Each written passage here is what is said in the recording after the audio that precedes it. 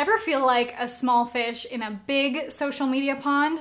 Let's get you ready to take on the competition by diving into my biggest secrets for how to market a new business on social media.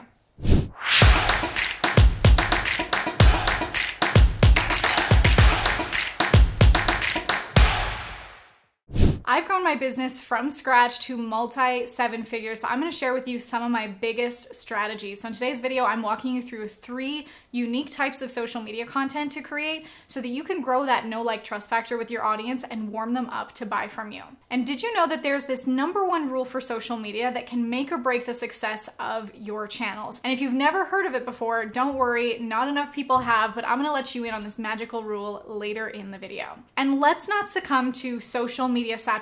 That's a bit of a tongue twister. I want to show you the 3 ways to intrigue your audience and hook them into your social media content. So stay tuned to the end of this video for those.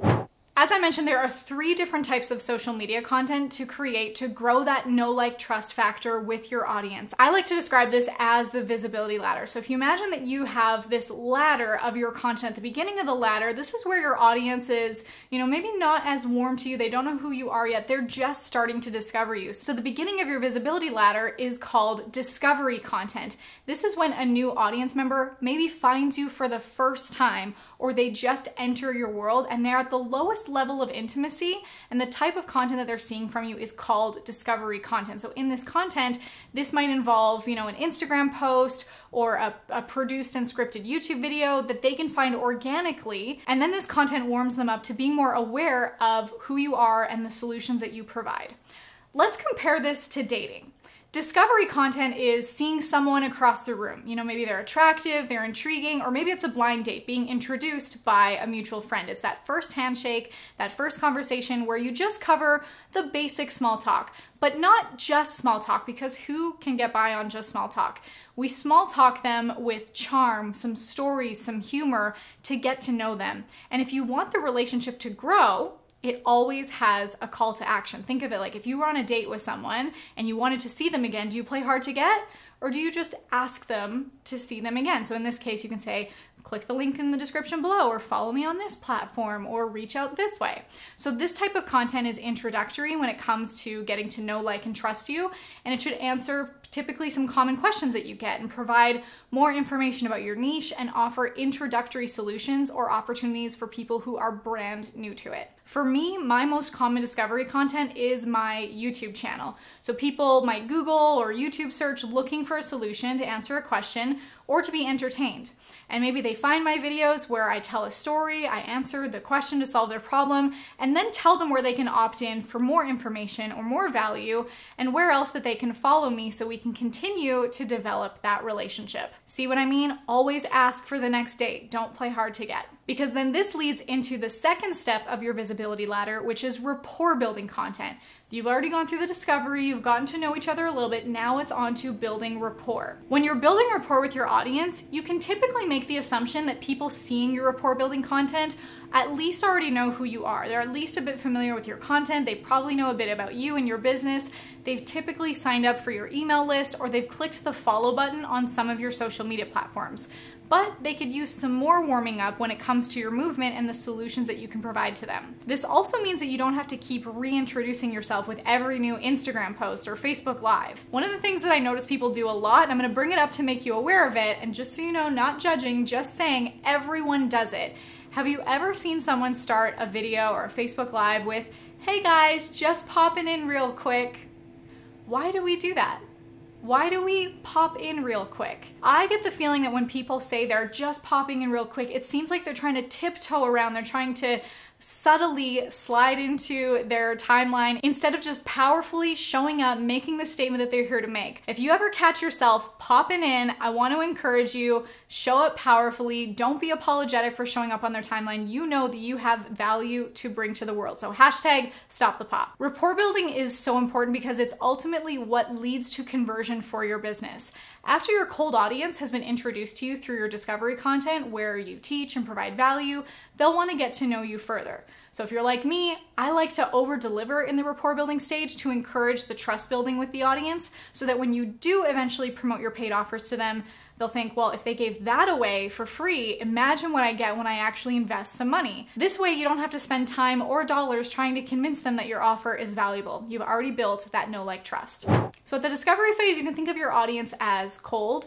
In the rapport building, they're warmer. So now what the next step is, phase 3, you're going to bring them to being a raving, warm, hot audience member with behind the scenes content. This is basically the closest, the most intimate your audience can get to you, the most familiar they can get to you and your message.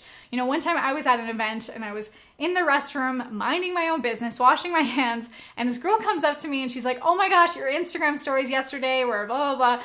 And it's like she kind of talked to me as if she knew me, but I'd never met her before. Isn't that interesting? That's the power of content, that you can reach so many people. They love to watch your journey play out and they feel like they're a part of it. Now, I love behind the scenes, or what I like to call VIP content, because it gives you more freedom as a creator and also more authority as an entrepreneur. You can assume that the people watching or listening to you at this stage are quite familiar with you and your message on at least one other platform, and they've opted in to get even more intimate with your content. So your behind the scenes content can be more casual, more vulnerable. It also allows your audience to feel like they're getting a sneak peek or behind the curtain of you. I've also used this to document an upcoming launch so that people got to see all the behind the scenes, and it created demand before I even launched. This is a really cool way to be able to document what's going on in your business. And in the day-to-day aspects, it creates a more thorough picture of your life so that people feel like they really know who you are. Your behind the scenes content should still be intentional and purposeful. And if you're sitting there thinking, vulnerability, that sounds terrifying. Well, you're not entirely wrong. It is definitely hard at times to be vulnerable with your audience at first, but you will be amazed by the ROI you can receive in terms of impact and profit when you choose to share and be more vulnerable and show this side of yourself. In this day and age, we're looking to see past the highlight reels, right? The more authentic you can be on social media, in my experience, the better. Earlier in 2020, I went through a divorce, and it was really hard to share this with my audience because part of me felt like I've failed. And why would people want to listen to me if it looks like I don't have my life together? But what I decided to do was to share what was happening with me, of course, appropriately, never in a way that was like messy or inappropriate or sharing things that weren't mine to share. But I shared this shift in my life with my audience weeks before I was about to step on stage at Funnel Hacking Live in front of an audience of 5,000 people. And I documented my journey from changing my name, rebranding my entire business because of what had been changing in my personal life. And I found that because I embraced this message, my audience embraced me. And I had a lot of people reaching out to me that could relate to my story, not necessarily anything to do with a marriage ending, but showing that you can go through difficult things and persevere and still keep moving forward in your life. And that was a really powerful experience that when I did step on stage at Funnel Hacking Live in front of that huge audience, I opened and closed to a standing ovation because people had followed that journey the entire way. You can almost think of these stories you tell and the different sides of yourself as different storylines. You know, maybe you'll notice that on TV shows, you'll see that they have an A story, a B story, a C story, and so on. So think about whether it's your favorite show like Friends or Grey's Anatomy or even Keeping Up with the Kardashians.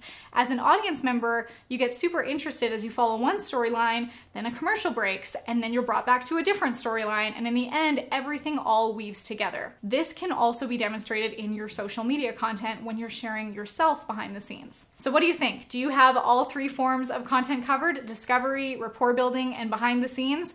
Which one do you think that you could create more of? Let me know in the comments below.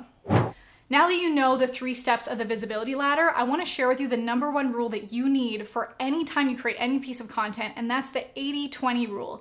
80% of your posts should be regular value content, building the relationship, and 20% is selling.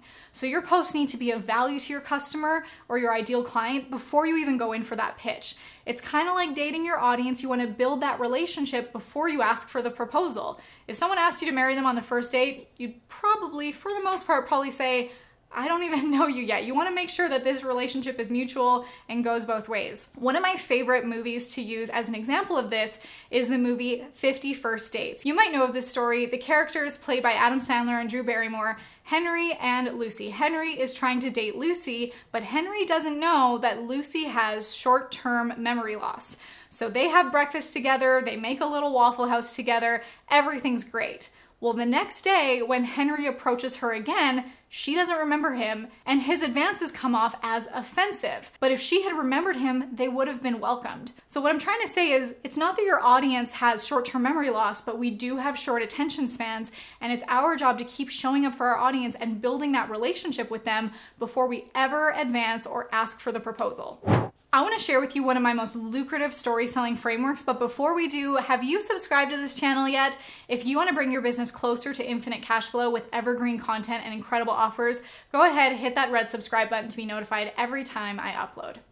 There are 3 ways to intrigue your audiences to your social media content. The first one seems simple, but not always easy, and that's to remain consistent. First of all, so that you keep showing up for your audience, you don't ghost them after dating them, that you keep showing up and providing more value and building that relationship. When it comes to the platforms, the algorithms also love this. They're gonna keep promoting content from people that are continuously creating content that people are engaging with. The second one is my favorite that I wanna share with you. It's my proprietary story selling framework. It's an acronym, and it is called ELSA. You might think Elsa, the Snow Queen, like from Frozen. Yes, but for these purposes, do not let it go. ELSA is an acronym that stands for Epiphany, Lesson, Story, Application.